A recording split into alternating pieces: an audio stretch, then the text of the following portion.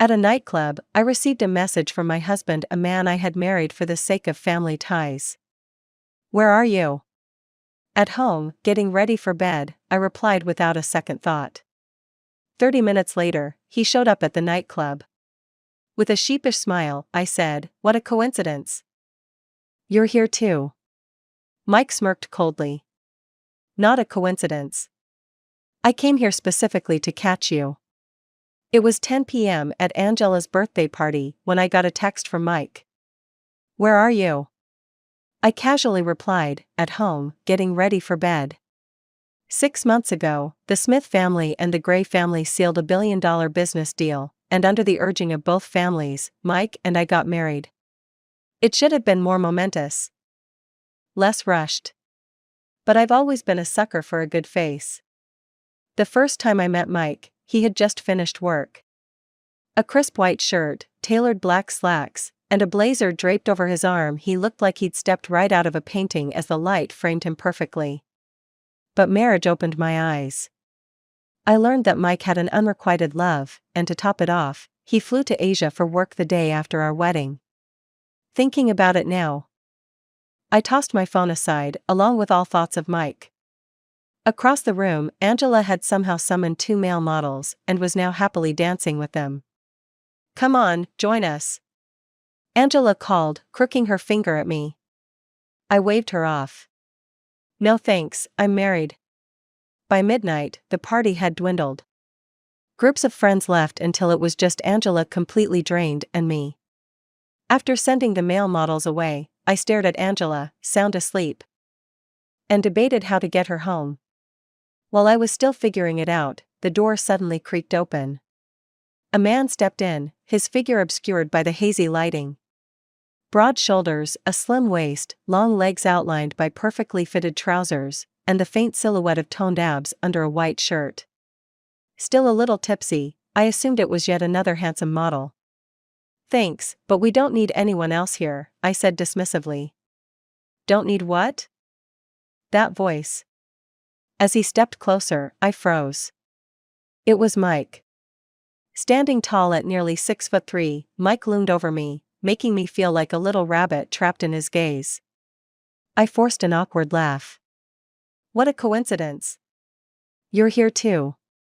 Crouching down so we were eye to eye, Mike said coolly, "Not a coincidence. I came here specifically to catch you. Weren't you supposed to be at home sleeping?" Sticking to my strategy of if he doesn't ask, I won't explain. If he asks, I'll play dumb, I feigned surprise. "Exactly, wasn't I just at home sleeping?" Though slightly guilty, I quickly rationalized. It wasn't me who left the day after the wedding to jet off to Asia. Besides, I was only here for a friend's birthday. With newfound confidence, I said, "I'm here to celebrate Angela's birthday." "Is that a problem?" "It's not a problem," Mike replied, draping his coat over my shoulders. "But it's late. Next time, call me to pick you up." So he was worried about me. My confidence faltered a little. "Let's go home," Mike said, taking my hand. "But Angela's still here. I can't leave her behind." I pointed to Angela, now snoring softly. Mike glanced at his assistant waiting by the door, who immediately understood. "Don't worry, ma'am," the assistant said. "I'll make sure she gets to a nearby hotel safely." I followed Mike to his car, and we drove to the apartment we were supposed to share as newlyweds. The place was a 3-story penthouse in the heart of the city, sprawling over 4,000 square feet. The living room had massive, floor-to-ceiling windows overlooking all of Manhattan. It was beautiful, but far too big for one person. So the moment Mike left for Asia, I had moved back to my own apartment. The ride home was silent. Mike didn't say a word, heading straight to the master bedroom as soon as we arrived. A few minutes later, I heard the sound of running water. I went to the guest bathroom to shower and then climbed into bed, exhaustion tugging at me. Just as I was about to fall asleep, the water stopped. Drowsily opening my eyes, I saw Mike standing in the doorway. At some point, he had come back to the room. His hair was still damp, water droplets sliding down his neck and onto his chest. Beneath the thin silk pajama shirt, the outline of his toned chest was clearly visible. The warm air from the AC hummed softly, and my cheeks began to heat. Michelle. Snapped back to reality, I looked up just as Mike took my hand and placed it on his abs. I held my breath. Who's in better shape, me or the men you were with tonight? My head was swimming. You, I mumbled. Mike leaned in slowly, his elegant, pale fingers brushing through my hair. The scent of his body wash filled the air between us. The distance evaporated, and I could see the tiny mole near his eye, the curve of his lips hovering dangerously close. His voice dropped, hoarse and low. Do you want me? I swallowed hard. Yes. You. Keep dreaming. Mike straightened abruptly, buttoning his shirt one by one, even fastening the very top button with meticulous care. You're not getting anything from me, he said, tossing me a smug glance over his shoulder before walking out of the room. I sat there, dumbfounded. Had I been about to take off my clothes for this? The next morning, I was jolted awake by Angela's texts. Angela, I was drunk last night. Angela, nothing happened, right? The embarrassing memories of the night came rushing back, obliterating any remnants of sleep. Me, nothing happened. You drank too much, so Mike's assistant took you home. Feeling guilty, Angela, ever the extravagant friend, offered to foot the bill for our shopping spree that day, especially since Hermes had just released their latest collection. I made the most of it, picking out a variety of items. Just as we were about to check out, I spotted the dress on the model, a strapless white silk gown. Elegant and refined, hugging every curve perfectly. The sales associate immediately chimed in, Miss Smith, this is one of our exclusive seasonal pieces. There are only 2 in the world. I smiled, pleased. Wrap it up. She's paying, I added, motioning to Angela. The store arranged to have everything delivered to my home. Angela and I planned to grab dinner before heading back, but just then, I received another message from Mike. It's late. I'll come get you. By now, night had fallen, and the cold wind howled through the streets. Having someone pick me up didn't seem like such a bad idea.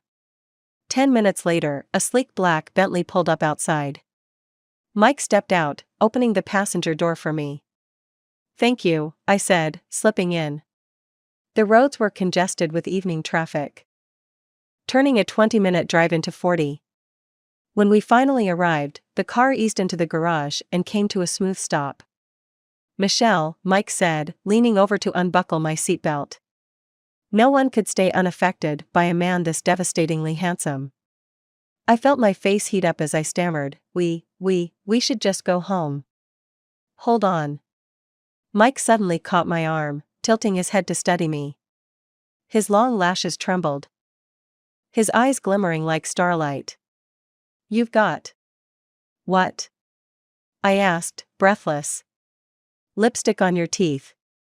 I smacked him hard on the chest, hard enough that my hand stung. Huffing, I snapped, and you think you deserve a wife? You don't deserve me. I slammed the car door shut behind me, storming off. Behind me, I thought I heard the faint sound of Mike laughing. With his overseas projects wrapped up, Mike was back in Manhattan for good. I officially moved into the penthouse, though life with him quickly proved challenging. Mike seemed to delight in parading around shirtless after his nightly showers, his damp hair clinging to his forehead and water droplets gliding over his bare chest. And just when I was about to combust, he'd casually throw on a robe, cinch it tightly, and retreat like some kind of untouchable monk. The agony of seeing but not touching, who can truly understand? That evening, Mike was working in the study while I lounged on the living room couch, watching a stand-up comedy show and laughing uncontrollably. Then my little brother Todd's message popped up. Todd, sis, did you go to a nightclub a few days ago? How does this little brat know? I was about to reply when another message came in. Todd. You're done for. Dad knows and is ready to raise hell. My jaw dropped. I didn't even have time to think of a plan when 4 ominous words, "grumpy old man," lit up my screen. The phone rang. At that moment, the sound was as nerve-wracking as a ticking time bomb. My dad is an old-school disciplinarian. Forget nightclubs, he'd blow up my phone if I wasn't home by 9 p.m. In desperation, I ran to the study, cracking the door open just enough to poke my head in. "Are you busy?" Mike closed his laptop. "No." "What's up?" With a pitiful look, I said, "My dad found out I went to a nightclub." Taking the phone from me, Mike patted my head. "Don't worry. I've got this." No wonder he's a CEO. Mike smoothly concocted a flawless story, seamlessly weaving lies without a single crack. Dad, caught off guard, bought the whole thing. "All right, Dad. It's late. We're heading to bed now," Mike said before hanging up. Returning the phone to me, his fingers brushed lightly against my palm, sending a small, teasing spark up my arm. "Sweetheart," he murmured. I leaned into him. "You've been working overtime for days now." Mike's Adam's apple bobbed slightly. Without warning, I pushed him down into the chair and climbed onto his lap. "No more overtime tonight, okay?" "Okay." Mike's large hands rested on my waist, pulling me closer. The atmosphere in the study turned electric. His eyes, tinged with desire, grew hazy as the tension thickened. I traced a finger over his Adam's apple and pressed a feather-light kiss to his lips. Mike's face turned pink, the blush spreading down his neck. "Michelle," he murmured hoarsely, "do you like me?" "Of course I do." "What do you like about me?" "Your handsome face." Mike's long lashes fluttered. I quickly added, "and your body." For a moment, I thought I saw a flicker of disappointment in his eyes. Then, to my surprise, Mike pushed me off his lap, his expression turning serious. "So, you only like my appearance?" I froze, struggling to respond. "Mike, are you impotent?" "Provoking me won't work." "Me, do you think he's impotent?" I sought advice from my trusted strategist. "Angela." Her reply was swift, "Angela, didn't I already tell you? He's probably saving himself for his first love." First love? Who on earth is this woman who's had Mike hung up for so many years? As I pondered, Angela added, "Angela, stop overthinking it. Just pretend you're sharing a bed with a male model." I wanted to cry but had no tears. The problem is, he won't even let me touch him, let alone sleep together. Honestly. Aside from the hands-off rule, Mike is a perfect husband. He comes home on time, gives me spending money regularly, and is a phenomenal cook. Though we have housekeepers who clean every day, Mike insists on cooking himself. That day, I returned from shopping to find him in the kitchen, wearing an apron tied at the back, accentuating his trim waist. Ah, how I crave his body. "What's for dinner tonight? Didn't you say you wanted pasta?" Mike smiled. Beads of sweat glistening on his forehead. I pulled out a handkerchief and gently wiped the sweat away. "Darling, you're so handsome," I said sincerely. His hand paused mid-toss in the pan. "I have more to offer than just my face." I nodded enthusiastically. The meal was ready in no time, and by the time I'd changed into something more comfortable, it was already on the table. It looked delicious. As I was digging into the pasta, Mike's phone rang. "Mike, Samantha's back in town. Let's have dinner tomorrow night." Samantha? According to Angela's insider gossip, Samantha was Mike's first love. A red flag immediately went up in my mind as I strained to catch every word of his conversation. Mike chatted briefly before agreeing to the invitation and hung up the phone, returning to the table. "Michelle. A college friend of mine just returned to the country. We're having a gathering tomorrow night." "Humph, the moment his first love is back, he can't wait to see her." "Oh," I replied curtly. Mike peeled a shrimp and placed it into my bowl. "Do you want to come with me?" I blinked in surprise. "Me? Wouldn't that be inappropriate?" His eyes crinkled into a smile. You're my wife. Why wouldn't it be appropriate? I nodded. Let's see what this so-called first love looks like. On Friday evening, Mike and I arrived at the dinner a little late. The room was already bustling. Samantha sat at the center of attention, her chestnut curls framing her face perfectly. She wore a cream-colored gown that accentuated her gentle elegance. Mike, you're late, someone teased. Sorry, traffic, Mike said, pulling me close by the waist. Let me introduce my wife. Michelle. The atmosphere froze as everyone turned to Samantha. Unperturbed, she smiled softly. Mike, it's been a while.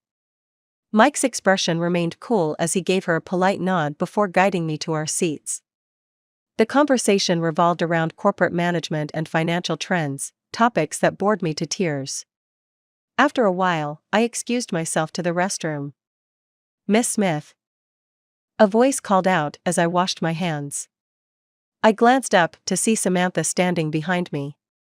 I never thought Mike would choose you as his wife. There's a lot you'd never think of, I said, forcing a smile. For reasons I couldn't quite explain, I disliked her from the moment I saw her. It wasn't jealousy or rivalry, it was more like an inexplicable clash of energy. Michelle. Do you think Mike would have married you if you weren't the Smith family's heiress? She asked, her tone sharp. But I am the Smith family heiress, I replied coolly. Our marriage brought billions in collaborations, mutual benefits for both families. Have you asked Mike how he feels about it? I took a deep breath, reminding myself to stay composed. But I couldn't resist. How is that any of your business? Get lost. As I returned to the private room, my hand hovered over the doorknob when I caught the sound of conversation inside. Of course, Miss Smith is a stunning beauty. How could Mike not like a beauty? Someone said. Mike's voice came through clearly. I don't like her. My breath hitched. Outside the door, Samantha's smile grew smug, triumphant, like a snake flicking its tongue. Then Mike continued, I only like Michelle. Samantha's expression froze. Her smugness replaced by something venomous. He said, he likes me? Since when? It felt like a bucket of honey had poured over me, leaving me drenched in sweetness. When I sat back down at the table, I was still grinning like an idiot. What took you so long? Mike asked, raising a curious brow. Under the table, Mike reached out and wrapped both my hands in his warm palms. Why aren't you wearing a coat? Your hands are freezing. I giggled. Thank you, darling. Mike froze for a moment, the tips of his ears turning red. He averted his gaze awkwardly. No need to thank me. As the night went on, I had more than a few drinks. By the time the dinner ended, I was stumbling around like a newborn fawn. Mike, I slurred, clinging to him like a koala and taking full advantage of the opportunity to grope his chest. Mike sighed helplessly. Michelle. Behave yourself. I'm your wife. What can't I touch? You can't touch anything. Are you? My voice trailed off as the alcohol hit harder, my thoughts drifting as I curled against him and fell into a hazy slumber. Half asleep, I thought I heard Mike murmur, if I let you have me too easily, you wouldn't cherish it. In the blink of an eye, Mike and I had been married for 6 months. Year-end social events came in a never-ending stream. And I had no choice but to accompany Mike, navigating the glitzy world of high society. Don't be mad anymore, Mike coaxed on the way to a charity gala, his fingers hooking around mine. I had wanted to wear the dress we bought at Hermes last time, but Mike had taken one look at it and outright refused. Instead, he insisted I change into a sleeved gown adorned with diamond embellishments. It wasn't that revealing. I shot him a glare. You're such a killjoy. Mike nodded compliantly. Yes, I am. Don't be upset.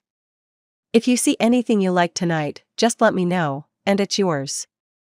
Anything? Anything. Fine.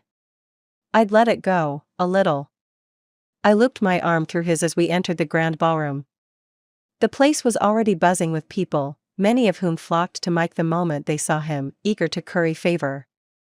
"I'll go grab something to eat," I told him. Mike patted my hand. "All right. Don't wander off too far. I'm not a kid." "I'll be fine," I replied, making a beeline for the dessert table. As I happily devoured a plate of tiny cakes, Mike's voice faded into the background. "Mr. Gray, you and Miss Smith seem to have a wonderful relationship. She looks like she's very attached to you." Mike swirled the wine in his glass, smiling lightly. "It's the other way around, I'm more attached to her." I was too preoccupied with the cakes to care about anything else. After stuffing myself, I noticed some red fruit sauce had gotten on my hands and headed to the restroom to clean up. Just as I stepped out, an unwelcome figure appeared in front of me. "Long time no see," Samantha greeted. "Oh great, it's her again." Like a ghost that wouldn't go away, she had reappeared. I turned. But when I saw the dress she was wearing, I stopped in my tracks. The white silk gown she had on looked strikingly familiar, almost identical to the one Mike had refused to let me wear earlier. Upon closer inspection, I could see slight differences, and her dress was clearly of inferior quality. "Miss Smith," Samantha said with a faint smile, "what you rely on your family's power to achieve, I can achieve on my own." "Good for you." My indifference seemed to irritate her, as if she had just punched a pillow. "You're nothing but a spoiled heiress. What right do you have to monopolize Mike?" I smiled sweetly. "Because I'm prettier than you." "You." Samantha was seething, about to retort when a cold voice interrupted her. "Samantha." Mike appeared behind me, pulling me into his arms. His gaze was icy, and his tone even colder. We were nothing more than classmates, not even friends. "I don't know where you get the audacity to speak to my wife like this." Samantha's eyes welled up with tears. "Just classmates? That's impossible." Mike didn't bother letting her finish. His patience had run out. With his arm firmly around me, he led me away without another glance. "I'm not happy about this," I muttered. "What are you doing?" I wasn't done listening to her. Mike looked at me, half amused, half annoyed. "You really enjoy hearing about your husband's past with other women? She's your first love, isn't she? You even stayed celibate for her all those years." Mike's expression darkened. "Who told you that nonsense?" "Angela." Mike paused, his brow furrowing in thought, before decisively stating, "It's all rumors." During college, both Mike and Samantha were top students, often paired for competitions on their professors' recommendations. Somehow, the gossip started from there. At its height, Mike had already begun interning at his family's company and barely spent time on campus. He'd only heard bits and pieces of the chatter, which he never took seriously. I pinched his cheek and teased softly, "This face of yours really knows how to attract trouble." Mike chuckled. "Did it attract you?" I pretended to scoff. "Not at all." The auction began, and I couldn't muster much interest in the items until the final piece, a rose diamond bracelet, was brought out. I leaned forward instinctively, my eyes locked on the sparkling piece. "You like it?" Mike asked, glancing at me. I nodded enthusiastically. The bracelet started at $1.3 million, and Mike immediately raised it to $3 million. "4 million?" a female voice called from behind us. I turned around and saw Samantha, looking smug. She was accompanied by a middle-aged man with a receding hairline and a beer belly. His greasy hand rested possessively on her shoulder. The whispers around us were impossible to ignore. "Isn't that the CEO of Sunset Group? He and his wife built the company together from scratch over 20 years. "Yes. And rumor has it his wife knows about these flings, but doesn't care to interfere." I zoned out for a moment, only snapping back to reality when the bracelet's price soared to $9 million. $10 million, Samantha bit out, her voice tight. The man beside her was starting to look distinctly displeased. I placed a hand over Mike's. Don't raise it anymore. It's just a bracelet. It's not worth it. But you like it. You can buy me something else instead. Mike's smile softened, and he nodded. In the end, Samantha secured the bracelet for $10 million, nearly 10 times its starting value. The evening wrapped up with Mike cornered by his business partners, leaving me to wait at the entrance. Michelle. Samantha approached, her nose in the air and a triumphant smirk on her lips. What's mine will always be mine, she declared, exuding confidence. After a long night of socializing, I couldn't be bothered to argue. Your dress looks fake, I said lazily. Her smile froze, and she clutched the jewelry box in her hands, her knuckles turning white. You bought that with the card of the man next to you, didn't you? I continued, my tone as light as ever. I'd be careful if I were you. His wife isn't someone you want to mess with. At that moment, Mike appeared. Not in the mood to waste more words, I turned on my heel and headed straight for the car. Mike slid into the seat beside me, his face flushed from the alcohol. He took my hand and pressed it against his warm cheek. Michelle, I'm so hot, he murmured, his eyes hazy with intoxication. Need me to help with anything? I asked playfully. Instead of replying, Mike rested his head on my lap, mumbling, let's go home. Back at home. I decided to seize my chance. Mike's skin was flawless, his lashes thick and long, his nose perfectly sculpted. He was a sight to behold. Drunk Mike? Excellent. Easier to handle.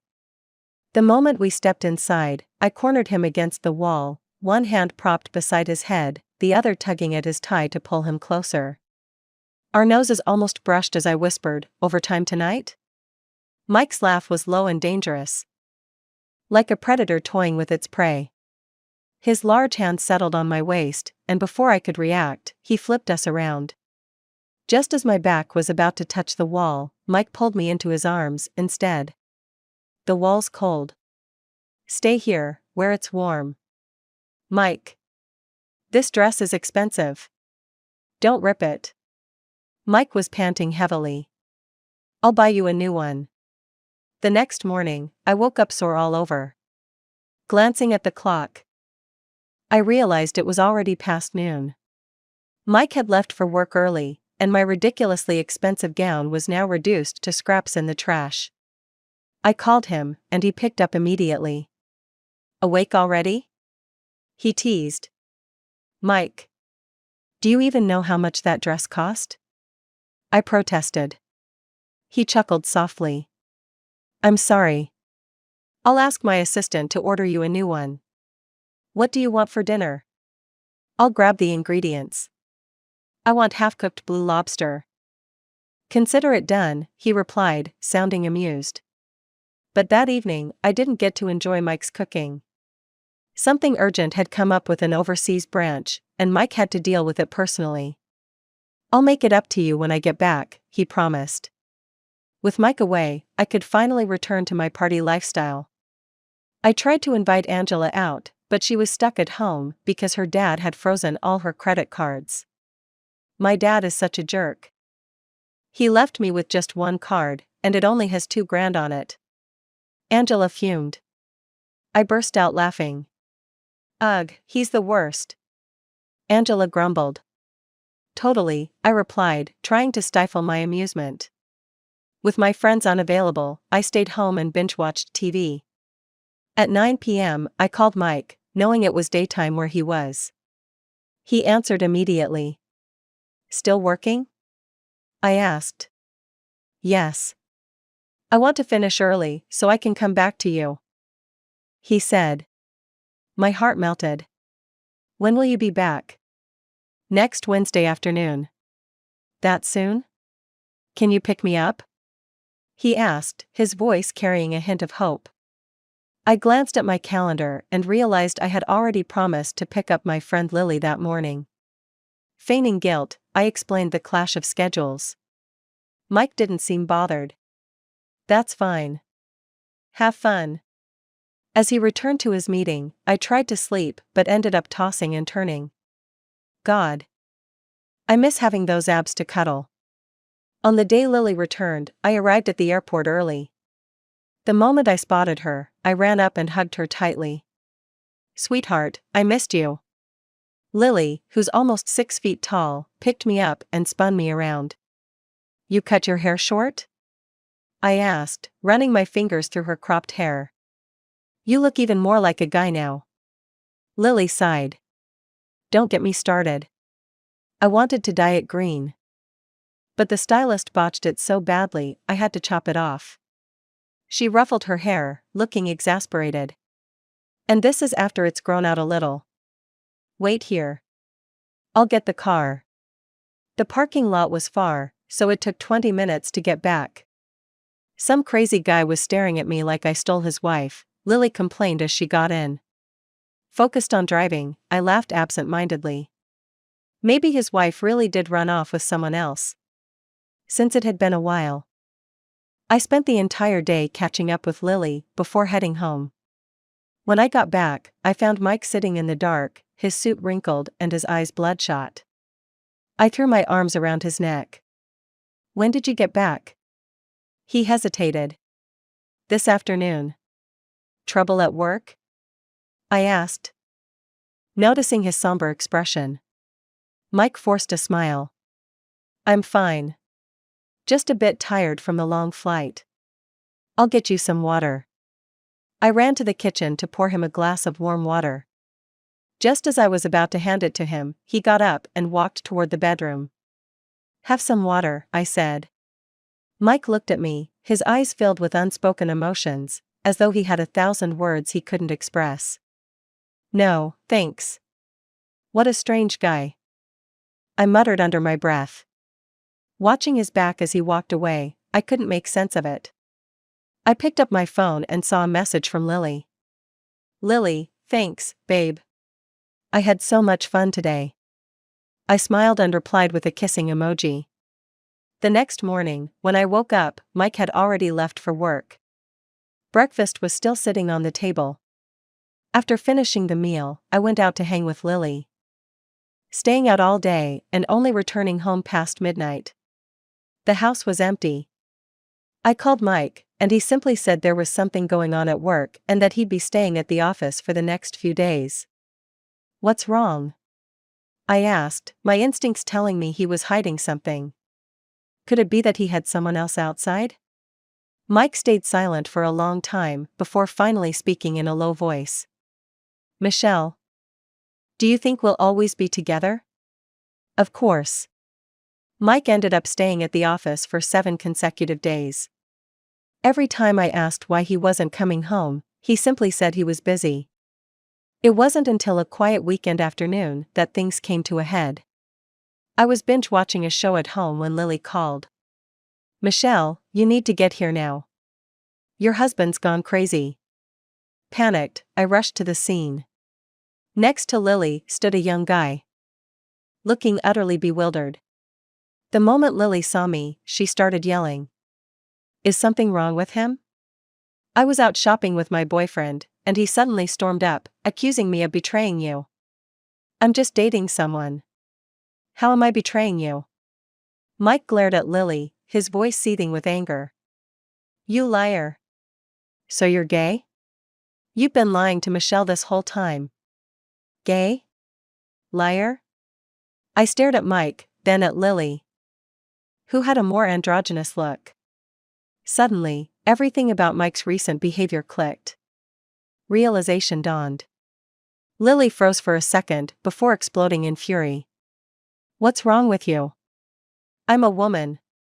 Mike's usually calm expression flickered with shock, and his face turned bright red with embarrassment. A woman? He asked awkwardly. Lily sneered. Do I need to take my pants off to prove it? No need. I said quickly. I looped my arm through Mike's. Didn't I tell you I was picking up my good friend that day? Then, wrapping my other arm around Lily, I added, Lily's my college roommate. The tension was unbearable. Mike covered his face and walked away, probably feeling humiliated. That night, I was asleep when a loud clattering from outside woke me up. Tiptoeing into the living room, I found the place pitch dark. By the dim glow of a streetlight, I saw things scattered all over the coffee table. Mike was sitting on the floor, hugging my stuffed bear, his eyes closed. "Michelle," he murmured. The strong smell of alcohol hit me as I approached. His cheeks were flushed, clearly drunk. "Mike," I said, giving him a little push. "Go to bed." Mike opened his eyes. "Michelle?" "Yes." He tossed the stuffed bear aside and pulled me into a hug. The scent of mint mixed with alcohol lingered in the air. "Michelle, I love you." His sudden confession left me stunned. "Michelle," he mumbled, nuzzling my neck, his voice slurred, "do you like me, even a little?" Mike pulled me into his arms, and we both tumbled onto the carpet. His hand gently cradled my neck as his cool lips found mine. The taste of mint overwhelming me. In the quiet, dim living room, Mike's kisses came in a steady stream, passionate, intense, and almost impossible to pull away from. We were so close, I saw the clarity in his eyes. Something fleeting crossed my mind, but it was gone in a second. We lost ourselves in each other, not even noticing when we made our way to the bedroom. The room was filled with a soft intimacy. And I only fell asleep when the first light of dawn painted the sky. I woke up around noon the next day, feeling drained. Mike had already gone to work. I dialed his number. "You're acting like one of those scumbags who forget you after getting dressed." "Sorry, I had an early meeting," Mike said. "There's breakfast on the table." "Thanks." Just as I was about to hang up, I asked, "What about lunch?" "Takeout." I had never been to Mike's office. But I could suddenly picture him clearly in my mind, wearing a white shirt with the top button undone, his gold-rimmed glasses perched on his nose. I swallowed, a sudden idea hitting me. "Forget the takeout, I'll bring lunch to you." Mike paused, then smiled. "Sure, that works." An hour later, I showed up at his office, with his lunch. I'd eaten a bit at home, but I hadn't really had much. So I decided to look around his office. "Did you stay here last week?" "There's a lounge inside." I pushed open the door and peeked inside. The room was small, fine for a quick rest, but definitely cramped for a week-long stay. Mike put down his chopsticks and opened his arms. I walked over and sat on his lap. "Give me a hug." I wrapped my arms around him and patted his back. "If something like this happens again, just talk to me," I said. "I'm scared." Mike whispered. "I'm afraid you won't want me anymore. I'm afraid you'll want a divorce." "That won't happen. Besides, I still want half of your fortune." Mike shook his head. "It's all yours." He rested against me. I was thinking about it these past few days. No matter how great other men may be, I'm your husband. We're protected by the law. I laughed. "So, you don't mind other men?" "I want to be your one and only." Mike kissed me again. But I gently pushed him away. "This is the office." He stopped immediately, but after a moment, I saw weariness in his eyes. He hadn't had a break in a week, hadn't slept properly last night, and was up early again for work. He was probably exhausted. "Take a nap," I suggested. Mike held me close. "Stay with me." "Okay." When I woke up, Mike had already gone to a meeting. I found a text from him on my phone, asking me to wait for him to finish work so we could head home together. Bored, I went out to get coffee and dessert. While in the office coffee room, I bumped into a young intern. Her face was round, and she looked pretty young, so I greeted her. Noticing she seemed a little off, I asked, "What's wrong? You look tired. Is your boss really tough?" The girl seemed to open up. "Mr. Gray was terrifying last week. He barely spoke and gave me a cold stare when I made a mistake with a file. I'm not sure who made him mad. I didn't want to say it, but it seemed like I might be the one who upset him." But today, he's like a different person. He's actually pleasant to be around. The girl leaned in and whispered, "There's something really strange I have to tell you. But don't tell anyone." I nodded eagerly. Yesterday, I forgot my keys in the office. When I came back to get them, I saw Mr. Gray pouring liquor on himself. Do you think he's losing his mind? The thought of the usually composed Mike pouring liquor on himself was so absurd it almost made me laugh. It was oddly endearing. What's so funny? The young intern asked, looking puzzled. I popped a bite of cake into my mouth, and the sweet flavor spread through my senses. Nothing. Just thinking about my husband. Mike's meeting stretched well into the evening. When we stepped out of the office hand in hand, we were surprised to find that it had started snowing. Heavy snowflakes fell, dusting our shoulders and heads, turning our hair into a soft blanket of white. "It's snowing again," Mike murmured, reaching out to catch the snowflakes. I playfully made a snowball and threw it at Mike, laughing with joy. Mike didn't mind. Instead, he gently held my icy hands in his, warming them with his touch. "Michelle, have you ever heard that if two people kiss during the first snow, they'll be together forever?" "No, I haven't." "Did you just make that up?" "Why not try it and see?" Mike pulled me close, his warmth wrapping around me, and his kiss, tinged with the coolness of the snow, brushed my lips. I felt a bit dizzy. It feels like everyone's watching us. Let them watch. Let's kiss a little longer. I'm not sure if kissing during the first snow leads to forever, but that doesn't matter. We'll spend our lives proving it. We got married in the 10th year of my love for Michelle. We first met on a snowy day. That night's heavy snow had covered all of Manhattan, turning everything white. I was with my parents visiting relatives when I saw Michelle in the garden, building a snowman. She was bundled up in warm clothes, wearing fluffy gloves, and had been squatting on the ground for an hour making the snowman. The snowman was almost as tall as her, with a cute nose and eyes, and it looked adorably chubby. Michelle gazed at her creation, satisfied, and then stood up. "Take that." She kicked the snowman's head off, leaving only its torso. I burst out laughing, and all the gloom in my heart disappeared. That's when I began to pay attention to Michelle. My parents had been separated for years, and our family had become a four-person arrangement: my parents, me, and my sibling. But Michelle's family was different. Her parents had met young, had a son and a daughter, and lived a harmonious, happy life. I secretly admired that warmth while staying in the shadows.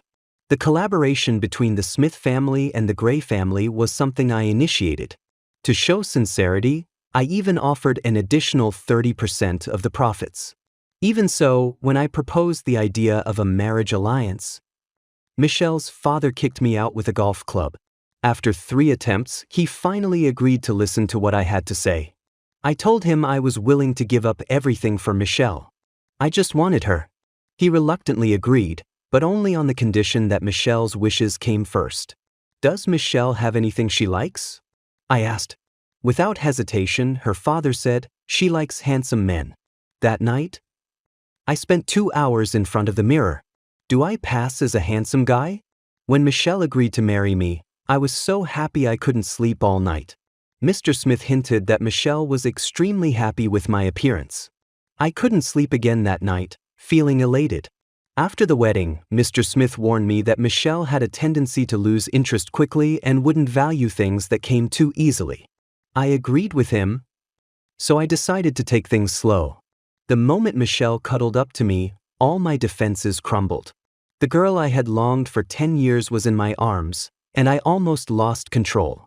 For Michelle's first birthday after we got married, she had been plotting something secretly for half a month. She thought her plan was perfect, but little did she know, every purchase was charged to my card. "You absolutely have to come home on time tonight," Michelle said sweetly, with an extra emphasis on the word absolutely. I was pretty sure that tonight, I'd be getting a Patek Philippe watch and a tailor-made Italian suit. When I walked into the house, the gifts were neatly laid out on the dining table, exactly as I had imagined. But where was Michelle? Michelle? I called as I walked into the bedroom. A large red gift box immediately caught my attention, and a thought flashed through my mind. I held my breath, trying to suppress my excitement, and opened the box. Happy birthday! Michelle popped out from behind the box, wearing a cute blue and white sailor outfit. I love this gift, I said, grinning. Michelle pouted. But you haven't even opened it yet. I gently kissed her soft lips. Now I will. Michelle's face instantly flushed bright red. That's not what I meant. You mean the things outside? I already know what's inside. Michelle looked at me, confused. You charged it all to my card. Michelle let out a frustrated sigh. It's your fault for giving me so many cards. My fault. The warmth between us intensified, and I lifted Michelle into my arms. Mrs. Gray, may I now open my gift?